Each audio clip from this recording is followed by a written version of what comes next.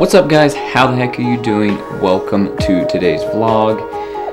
It is a beautiful summer morning, but wait, you can smell fall in the air. Fall is getting close.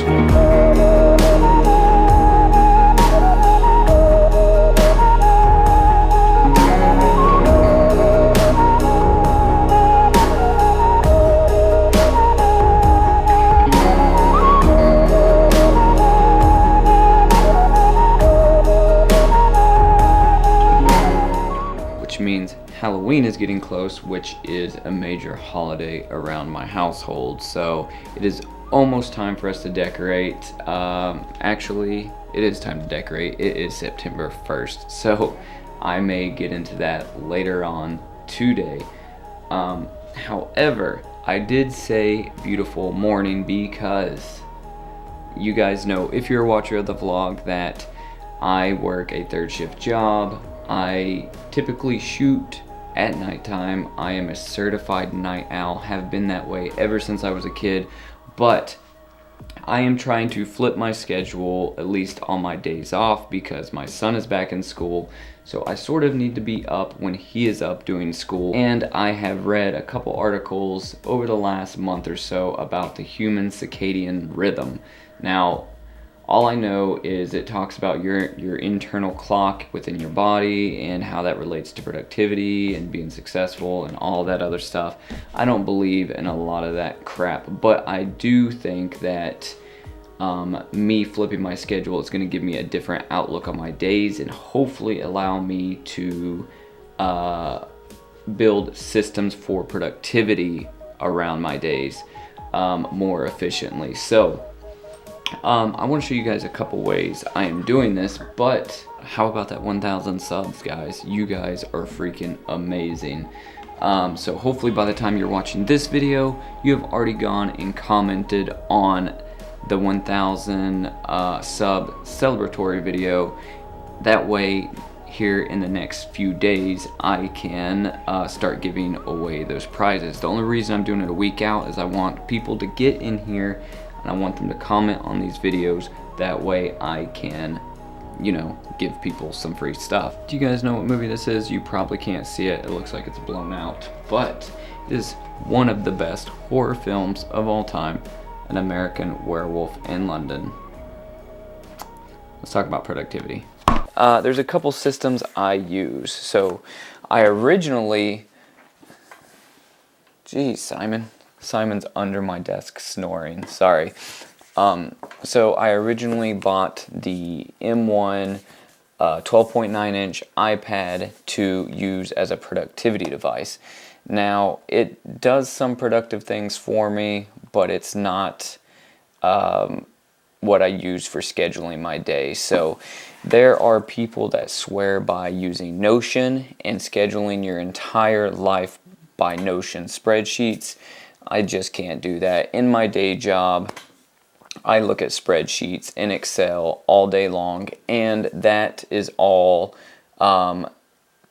production gauged by the hour down to the minute. So I just can't do that in my creative life or on my days off. So I tried Notion, it just wasn't doing it for me. You guys know, you hear me talk about it all the time. I talk about field notes. So I keep one for work on me. This is to write notes at work. But the one that I am interested in talking about here is this one here. This is my YouTube creative journal. So all this is it's full of video ideas, it's full of channel affirmations, it's full of channel ideas, it's full of quotes that are help me out day to day to drive my productivity. So that 100% pairs with this. So I have always wanted to be a person that journals. I would love to sit down and write a novel every single day about my day. I think that there's a certain romanticism to that. I think that people that do that are incredible, and I would love to have all of this vast library of writings that my son can look at one day and and see like what his dad did and what the experiences were for that day. Sort of the reason I think vlogging is rad. Little side note, but that's not me. It's not me, Chief. I'm not Stephen King. And so what I've decided to default to is a very simplified version of bullet journaling. Now, what this allows me to do is it allows me to take pen to paper and plot out my weeks and plot out my months and plot out my days. So I'm not going to get too involved in bullet journaling here because there's 1,000,001 videos about that, and I'm not a bullet journaling genius or expert by any means, but it looks like this. It allows me to create a to-do list for every single day of the week, and it allows me to do that monthly. So how do I use this? I visit this every single day, the beginning of the day, the end of the day, and the beginning of every week. So on every Friday night, I plan out the next week.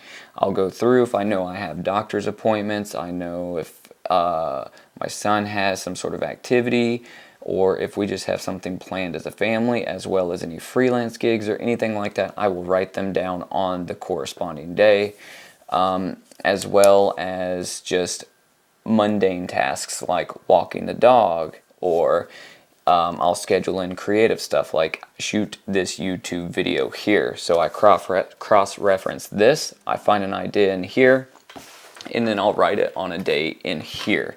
So these two things, they coexist on my desk just like this with a pen. That way they're easy to access. It's always here sitting on my desk. So what I do is once I plot out my week, I will visit that every morning. So when I wake up, my schedule is go make coffee, grab the iPad. The iPad is for checking email and reading the news, as well as media consumption, but I try not to do that in the morning. I try to save that for the evening for free time. So check my emails, check the news, drink coffee, let the animals outside, the cats, the dogs, make sure they're taken care of, make sure my son's up for school, doing what he's supposed to do, and then I'll break out the bullet journal and the creative journal. So the reason the creative journal is small is because creativity can spark at any time. I like to keep this in my pocket throughout the day. So when I don't have it in my pocket or I'm at the house, like I said, it goes right here on top of the bullet journal. So check the bullet journal, see what my to-do list is for the day. If it says, hey, shoot this video, hey, script this video, edit this video, I will do that without fail. If it says walk the dog, I will walk the dog. If it says I need to mow the yard this day, I will mow the yard. So it keeps my life on task. And I'm a person, I think, that thrives when I have systems for productivity, I have agendas, itineraries, or routines.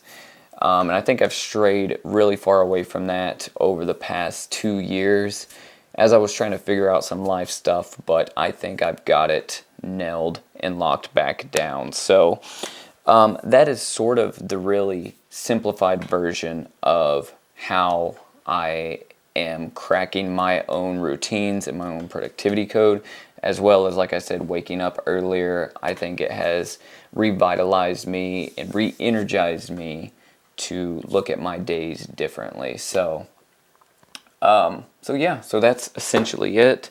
Love these notebooks, love writing things down. By all means, if you're a Notion type of person, Notion is fantastic.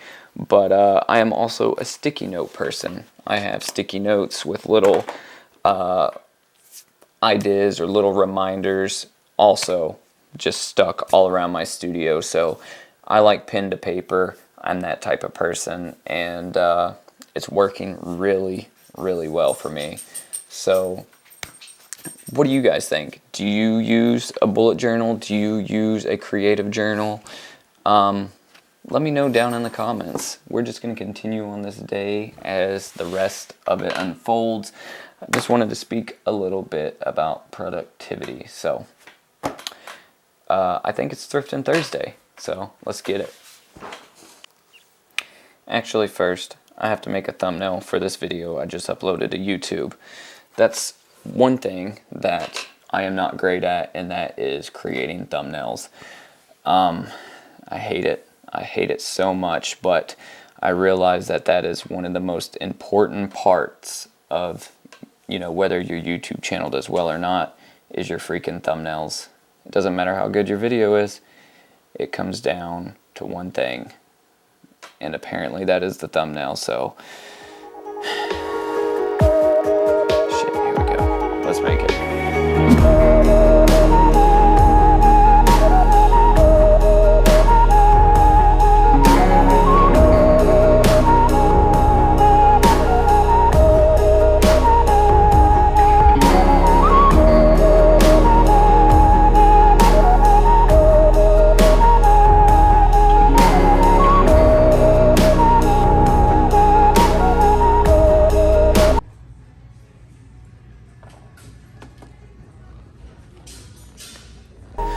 Whew, all right, so that was a moderately successful thrifting Thursday, and that is because I found this. This is a 35mm Kodak Explorer camera from the 1980s. So, well, actually, Tawny found it, pointed it out to me, but I bought it. It was only $2. You see the price tag right there?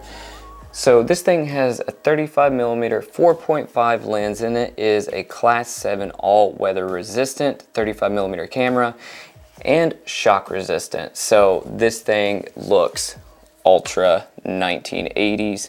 I love vintage cameras and vintage tech so much. So if you guys are, you know, looking to get into collecting vintage cameras or shooting with them, a good rule of thumb is when you find one, whether to know if it works offhand or not, is try and play with the shutter and the film rewind. So the shutter on this feels good, but it has an electric or electronic film rewind, so you can't really test that. But if those two things are working, then normally everything is mechanically sound and you got yourself a good camera.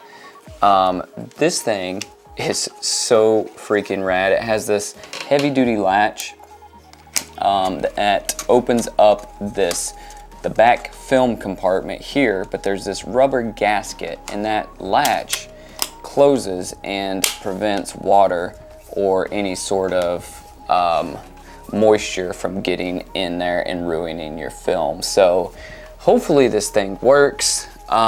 Maybe the batteries are dead in it. Let's open it up. And this little battery compartment definitely has some wear and tear. You can see somebody wrenched down on it pretty hard.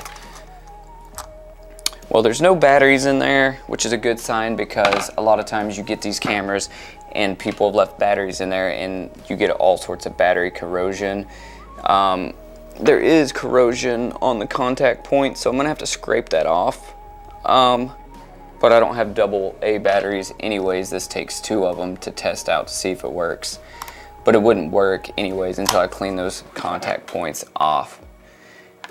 So I don't know why it wouldn't work, because this thing is super rugged, and I don't know, but can you imagine something like this? The weather resistant Explorer 35mm camera from the 80s.